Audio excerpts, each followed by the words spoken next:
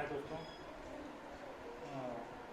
Corona virus की जो महामारी हम लोगों के देश में है, इसकी वजह से सहजानंद मुस्लिम महाविद्यालय की तरफ से आप लोगों की ऑनलाइन पढ़ाई शुरू की गई है, जिसमें मैं आज आप लोगों को बीटीसी के विद्यार्थियों के लिए मैथ विषय पढ़ाने जा रहा हूँ। मैथ का हमारे जीवन में क्या उपयोगिता है,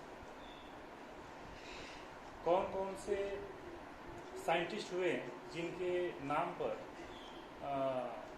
आज हम गर्व करते हैं और इस मैथ के विषय को हम पढ़ते हैं। मैथ हमारे जीवन में क्यों आवश्यक है?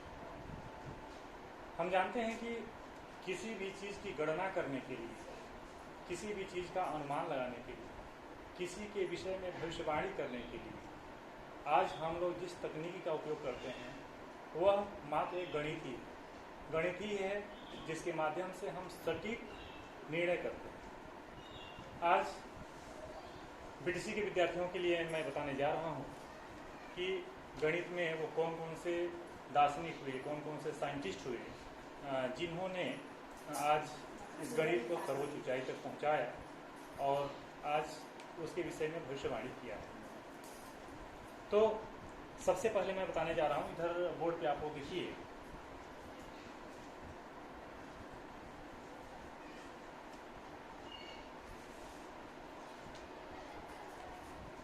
कांट ने गणित विषय के बारे में क्या कहा? कांट का कथन था कि प्राकृतिक विज्ञान केवल तब तक ही विज्ञान है जब तक कि यह गणितीय है। प्राकृतिक विज्ञान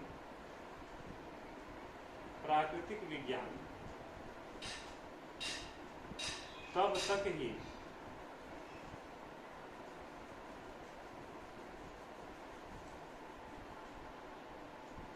विज्ञान है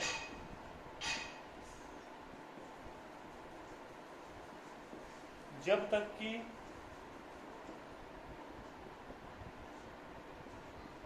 यह गणितीय है।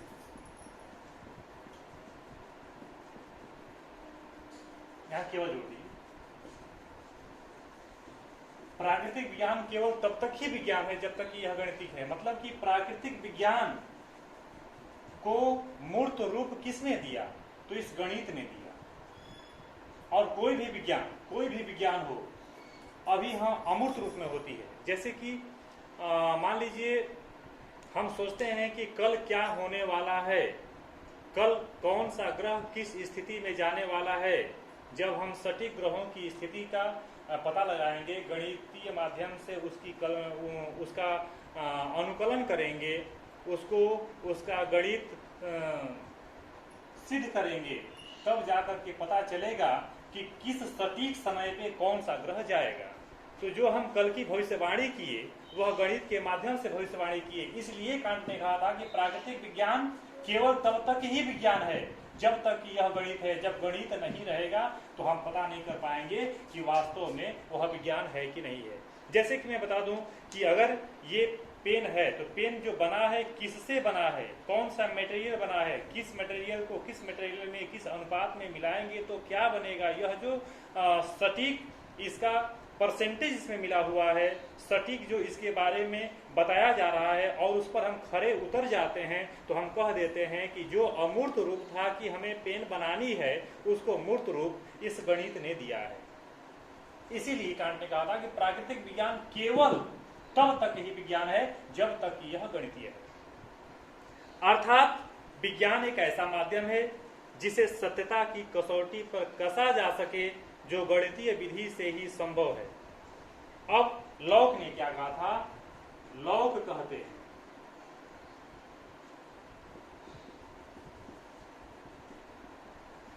लॉक क्या कहते हैं, इनको देखते हैं। गणित वह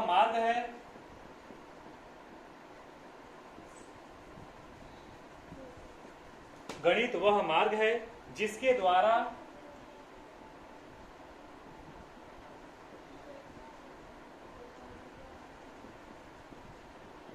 बच्चों के मन या मस्तिष्क में तर्क की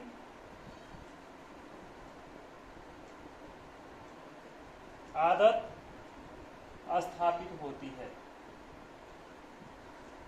हम कक्षा में जब पढ़ाने जाते हैं या पहले हम लोग पढ़ते थे तो मन में कई प्रकार के विचार उत्पन्न होते थे कि जो सर हमें पढ़ा रहे हैं वो ऐसा क्यों पढ़ा रहे हैं, ऐसा क्यों कर रहे हैं, हम क्यों पढ़ते हैं, क्यों गणित पढ़ते हैं, क्यों इतिहास पढ़ते हैं, क्यों भूगोल पढ़ते हैं, हवाई जहाज आसमान में कैसे उड़ती है। यह जो तर्क होती है वह तर्क की क्षमता इस गणित ने ही विकसित किया है। तो लोग इसके बारे में कहते हैं कि गणित क्या है, तो गणित वह एक मार्ग है। कौन सा मार्ग है? जिसके द्वारा बच्चों के मन में या मस्तिष्क में तर्क की आदत उत्पन्न होती है या स्थापित होती है। अगर गणित नहीं होता, गणित का मार्ग नहीं होता, गणित का रास्ता नहीं होता, तो हम नहीं बता सकते कि मन में या मस्तिष्क में कैसे कौन सी आदत स्थापित होगी या उत्पन्न होगी। जैसे मैं कह दूं आपसे कि 2 + 2 को जोड़िए, अब मन में होगा कि यार 2 जोड़ेंगे तो 4 होगा, 2 आपने जोड़ दिया, 4 हो गया। तो 4 हो गया, तो आखिर ये जो तर्क की व्यवस्था है कि क्यों हमने इसको जोड़ा, तो यह गणित ने बताया। इसलिए जोड़ा क्योंकि गणित ने कई प्रकार के चिन्ह हमें बताए हैं और इस चिन्ह का मतलब है कि हमें जोड़ना है। इसलिए यह तर्क कहता है कि क्या करना है, इसको जोड़ना है, इसलिए 4 आया। तो यह गणित ने ही हमको बताया है। अब गणित की विशेषताएं क्या है? गणित की कई प्रकार की विशेषताएं। गणित की विशेषताएं देखते हैं इसको। पहली विशेषता है कि इसके माध्यम से जो निष्कर्ष निकाले जाते हैं, गणित के विषय में बताया गया है पहला विशेषता कि इसके माध्यम से जो निष्कर्ष निकाले जाते हैं तथा उनके आधार पर जो भविष्यवाणी किए जाते हैं वे हमारे उद्देश्यों को पूरा करने में समर्थ होते हैं गणित के माध्यम से। दूसरा पॉइंट इन्होंने कहा कि गणित की अपनी भाषा होती है जिसके माध्यम से पद, चिन्ह, सूत्र और सिद्धांतों का प्रतिपादन किया जा सके।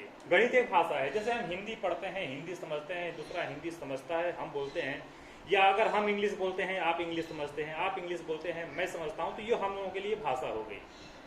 अब हमारे सामने कोई तेलुगु बोले, हम तेलुगु नहीं समझ पाएंगे। जब तेलुगु नहीं समझ पाएंगे तो ये हम लोगों की भाषा नहीं हो गई, बल्कि तेलुगु बोलने वाले लोगों के लिए यह तेलुगु भाषा हुई, लेकिन हम लोगों के लिए नहीं है क्योंकि हम लोग तेलुगु भाषा नहीं जानते हैं। उसी तरह से गणित की एक भाषा होती है। जैसे कि मैं यहाँ पे एग्जांपल लिखा हूँ कि 2 + 2 इसका आंसर बताइए, तो ये हमसे कह रहा है, यह इंगित कर रहा है कि भाई इसको जोड़ दो।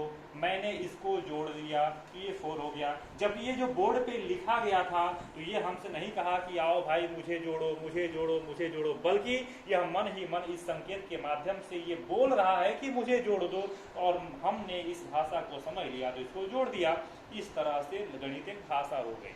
किस तरह से भाषा हो गई? जैसे कि हम हिंदी बोलते हैं, हिंदी समझते हैं, इंग्लिश बोलते हैं, इंग्लिश समझते हैं, तो इंग्लिश में मान लीजिए कि 26 अक्षर होते हैं। 26 अक्षरों के माध्यम से हम भाषा को बोलना जान जाते हैं या भाषा को लिखना जान जाते हैं। उसी प्रकार से जो गणित की भाषा होती है, इसमें भी पद और चिन्ह होते हैं। इसके जो माध्यम होते हैं पद, चिन्ह, सूत्र, सिद्धांत, और सिद्धांतों के आधार पर, सूत्रों के आधार पर, चिन्हों के आधार पर, पद के आधार पर इसकी भाषा को हम समझ जाते हैं और उस क्वेश्चन को सॉल्व कर देते हैं। तीसरा पॉइंट क्या है इसकी विशेषता, देखते हैं। प्रत्येक ज्ञान गणित द्वारा ही स्पष्ट किया जा सकता है क्योंकि इसके निश्चित उत्तर होते हैं। हम जब इसको जोड़ेंगे तो इसका उत्तर निश्चित है कि इतना ही आएगा। ऐसा नहीं है कि हम जोड़कर 5 ला देंगे, जोड़कर 6 ला देंगे, जोड़कर 0 ला देंगे, जोड़कर 1 ला देंगे, बल्कि वो तर्क वैसे कुछ क्वेश्चन होते हैं जो तर्क के माध्यम से कहता है कि भाई इसको प्रूफ करो कि ये 5 होगा, 2 जोड़कर बताओ कि ये 5 होगा। तो तर्क संगत क्वेश्चन होते हैं जो मैं आपको कभी बता दूंगा। तो लेकिन अभी जो जनरली ये हमसे कह रहा है कि भाई इसको जोड़ना है, किसके माध्यम से? तो चिन्ह के माध्यम से। उसी प्रकार शब्दों में लिख देगा कि वह कौन सी संख्या है जिसमें उसी को जोड़ने पर उसका दूना प्राप्त होगा। तो ये उस लैंग्वेज के माध्यम से हम समझ जाते हैं वैसे सेंटेंस को, और उसको हम सॉल्व कर देते हैं। चलते हैं आगे। 4th पॉइंट क्या कह रहा है इसी विशेषता में? गणित के ज्ञान का प्रयोग इसके अंगों, भौतिक विज्ञान, रसायन विज्ञान, भूगर्भ विज्ञान और सांख्यिकी में विस्तार से किया जाता है। गणित का हर जगह उपयोग है, हमारे दैनिक जीवन में भी उपयोग है। हम जाते हैं कहीं दुकान पे कुछ सामान खरीदने के लिए, तो वहां पर भी हम लगाते हैं कि भाई कितने रुपए की सामान है, कितना वापस करेगा, कितना लेगा। तो ये हमारे पग पग में गणित छिपा हुआ है। हम कितने फाल उस दुकान तक गए, कितने फाल वहां से आए, हम कितने बजे जगे, कितने बजे सो, ये सब गणित का ही विषय होता है। 6 पॉइंट देखते हैं। इस गणित में अमूर्त प्रत्ययों की व्याख्या की जाती है, जो मैंने बताया ऊपर कि अमूर्त क्या है, मूर्त क्या है। अमूर्त का मतलब कि कल के विषय में सोचना अमूर्त हो गया, लेकिन सोचकर उसको सिद्ध कर देना, सफल बना देना, ये हो जाता है मूर्त। तो 5th पॉइंट में कह रहा है कि गणित के आधार पर संख्याएं, स्थान, मापन आदि होती हैं। इसमें 6 में क्या है कि इसमें अमूर्त प्रत्ययों की व्याख्या की जाती है, जिसके आधार पर विचार दृढ़ बनते हैं। 6 पॉइंट में विचार दृढ़ बनते हैं किसके आधार पे? तो ये अमूर्त प्रत्यय की व्याख्या की जाती है इस गणित के माध्यम से, और इसी के आधार पर जो हमने इस पर व्याख्या की है कल के बारे में, जब उसको मूर्त रूप दे देते हैं तो वो दृढ़ बन जाती है, क्योंकि दृढ़ को ही मूर्त बोलते हैं। जैसे किसी ठोस का आयतन ज्ञात करने के लिए जिस सूत्र का प्रयोग किया जाता है वह अमूर्त है, लेकिन गणना के पश्चात यह मूर्त या स्थूल में बदल जाता है, क्योंकि उसका आंसर तो निश्चित आ जाता है। 7th पॉइंट देखते हैं इसमें विशेषता में। गणित में सामान्य अनुमान का क्षेत्र व्यापक है। 8th पॉइंट, गणित विषय के ज्ञान का आधार हमारी ज्ञानेंद्रियां होती हैं, जिन पर विश्वास किया जाता है। हमारी ज्ञानेंद्रियां ही बताती हैं कि हमारा जो आंसर आया है सही है। कभी कभी हम क्वेश्चन सॉल्व करते हैं, फिर पता चलता है कि अरे यार इसका आंसर सही है या गलत है, सही है या गलत है, सही है या गलत है। इसका मतलब कि हमारा कहीं ना कहीं कैलकुलेशन लूज है। कैलकुलेशन अगर स्ट्रांग रहेगा, आपको मेथड सब आता रहेगा, सभी सिद्धांत आपको आते रहेंगे, तो जो आपका आंसर आएगा वो उस पर आपको विश्वास होगा कि नहीं जी जो ये आंसर आया है वो सही है। लेकिन अगर हमें उसमें शंका होती है, इसका मतलब कहीं ना कहीं हमारे अंदर कमजोरी होती है।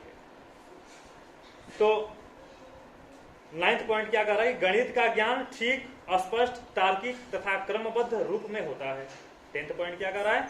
गणित एक विश्व विख्यात विषय है। ऐसा कोई विश्व में देश नहीं है जहां पर गणित की पढ़ाई नहीं होती होगी, गणित की गणना नहीं होती होगी, अर्थात हर जगह होती होगी। ये जो गणित का जो आधार है वो क्या है? गणित का आधार क्या है? तो गणित का आधार अंक को माना जाता है, क्योंकि प्राचीन काल में अपनी अपनी उंगलियों की सहायता से मानव गणना करता था। चूंकि दोनों हाथों में उंगलियों की संख्या 10 होती है, दोनों हाथों में उंगलियों की संख्या 10 होती है, अतः उस समय गणना का मानक आधार 10 को बनाया गया था। भारत ने ही विश्व को गणना की अमूल्य गणितीय आधार प्रदान किया। प्रारंभिक काल में हमारे देश में बड़े बड़े अंकों की सूचित करने वाली संख्या थी, जबकि यूनान तथा रोम में बड़ी संख्याओं को व्यक्त करने वाली कोई भी संख्या उपलब्ध नहीं थी। यजुर्वेद संहिता में निम्नलिखित संख्याओं की सूची मिलती है। क्या क्या संख्याओं की सूची मिलती है आप यहां पर देखते हैं। देखिए, जैसे कि आज हम जानते हैं कि इकाई, दहाई, सैकड़ा, हजार, 10,000, लाख, 10 लाख, करोड़, 10 करोड़, अरब, 10 अरब, खरब, 10 खरब, नील, 10 नील, पदम, 10 पदम, संख, 10 संख, महासंख। ये भारतीय स्थानीय मान सारणी है, भारतीय पद्धति है। लेकिन अंतर्राष्ट्रीय पद्धति में क्या होता है? इकाई, दहाई, सैकड़ा, हजार, 10,000, 100,000, million, 10 million, 100 million, billion, 10 billion, 100 billion. ठीक है, इकाई, दहाई, सैकड़ा, हजार, 10,000, 100,000। फिर उसके बाद million, 10 million, 100 million, billion, 10 billion, 100 billion. तो ये आज हम जानते हैं। पहले जो यजुर्वेद संहिता में क्या लिखा गया था? ये जो एक लिखा गया था, इसको एक हम कह दिए। एक पर जब एक जीरो था तो इसको हम लोगों ने क्या कह दिया भाई? 10। एक पर एक तो जीरो डाल दिया।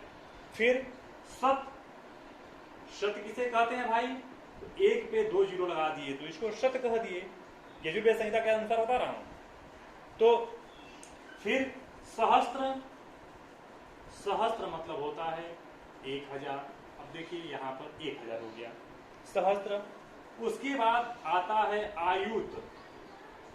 What is the mean of आयुत? आयुत किसे कहेंगे? एक जीरो और बढ़ा दीजिए इस पे, तो ये आपका हो जाएगा आयुत। देखिए पहले ये था, अब आपका ये हो गया आयुत। अब होता है नियुत। नियुत, नियुत क्या है भाई? तो इस पर एक तो और जीरो बढ़ा दीजिए। देखिए ये हो गया आपका नियुत। अब हो गया प्रयुत, एक और जीरो बढ़ा दीजिए। यहां पर देखिए 5 जीरो था, यहाँ पे 6 जीरो हो गया, ये हो गया प्रयुत। अब प्रयुत के बाद फिर होता है अर्शुत। देखिए अर्शुत, इस पर एक और जीरो बढ़ा दीजिए भाई। 1 2 3 4 5 6 है, यहाँ पर 7 मिलेगा। 1 2 3 4 5 6 7।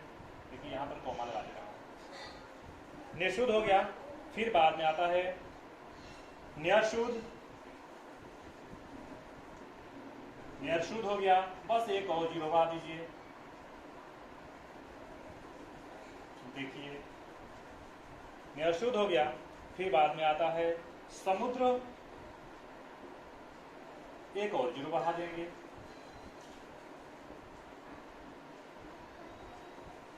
देखिए 3 to 5 to 7 8 1 2 3 4 5 6 7 8 9 9 जीरो हो गया समुद्र में।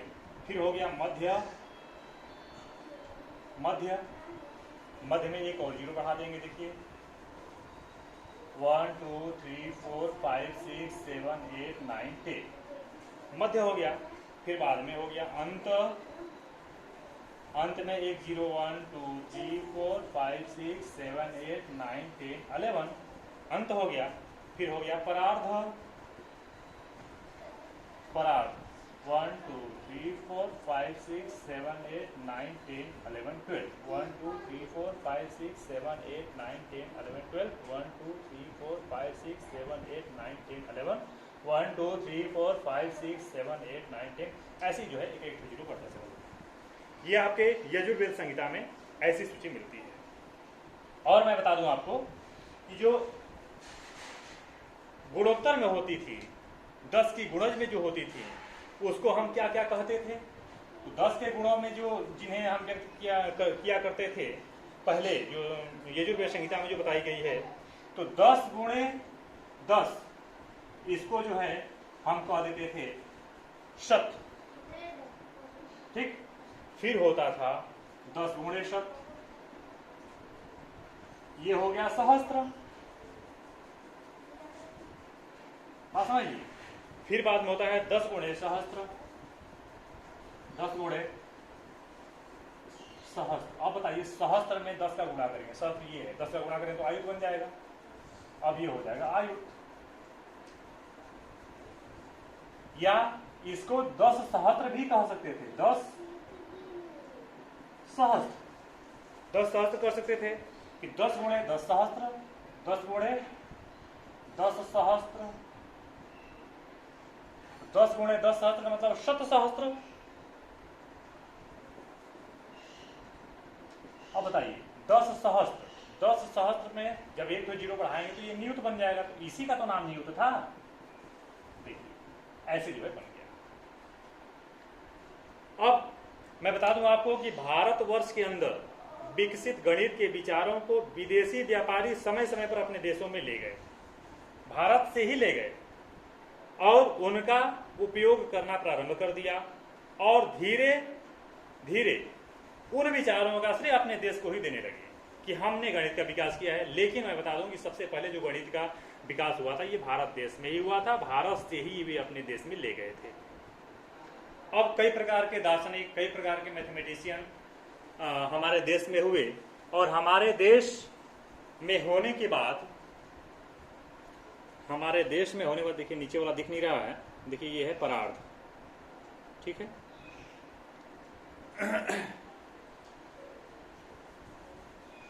कौन कौन से दार्शनिक हुए उनको देखते हैं।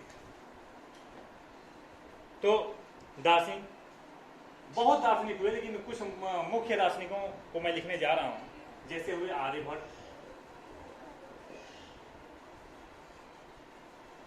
भास्कराचार्य,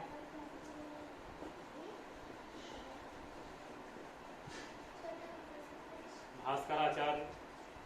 अब देखिए महावीराचार्य,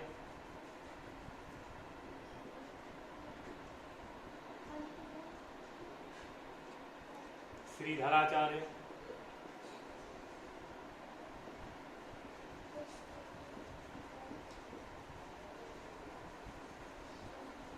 अब देखिए श्रीधराचार्य जी के बाद श्रीनिवास रामानुजन, श्रीनिवास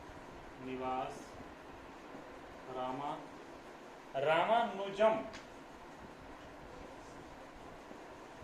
कहीं कहीं रामानुजन भी लिखता है, लेकिन रामानुजम भी जानिए आप। और फिर ब्रह्मगुप्त, देखिए। फिर जो है आते हैं, इनका नाम है पाइथागोरस,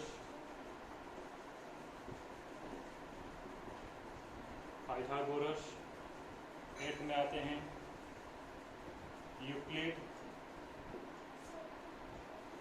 यूक्लिड आ गए। यूक्लिड के बाद सर आइजैक न्यूटन,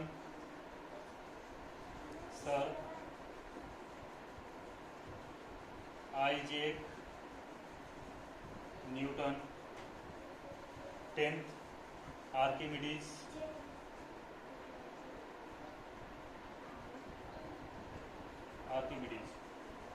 अब देखिए बारी बारी से इन वैज्ञानिकों के बारे में हम लोग पढ़ेंगे, वैज्ञानिकों के बारे में जानेंगे कि इन वैज्ञानिकों का क्या योगदान रहा है गणित विषय में, और जो है इनकी उपलब्धियों के बारे में हम लोग चर्चा करेंगे। इनमें से कई वैज्ञानिकों के जन्म और मृत्यु का समय तो पता है, लेकिन कई वैज्ञानिकों के जन्म और मृत्यु के समय के बारे में अभी जानकारी हासिल नहीं हुई है, संदिग्ध रूप में ऐसा माना जाता है। लेकिन हम लोगों को मेन तौर से इनकी उपलब्धियों के बारे में जानना है, क्योंकि हम बार बार जानते हैं कि पाइथागोरस को प्रमेय क्या है, लेकिन पाइथागोरस ने कैसे अपना प्रमेय दिया इसके बारे में नहीं जानते हैं, इसलिए इसको जानना जरूरी है। सर आइजैक न्यूटन के बारे में सब जानते हैं, गुरुत्वाकर्षण का इन्होंने नियम दिया, तो नियम तो पढ़ लिए, कैसे पढ़े, कैसे इन्होंने इनके दिमाग में वो चीज उपलब्ध हुई उसके बारे में नहीं जानते हैं, जिसको आज देखेंगे हम लोग। आर्किमिडीज के बारे में जानेंगे, रामानुजन जी के बारे में जानेंगे। तो पहले आज के वीडियो में इतना ही।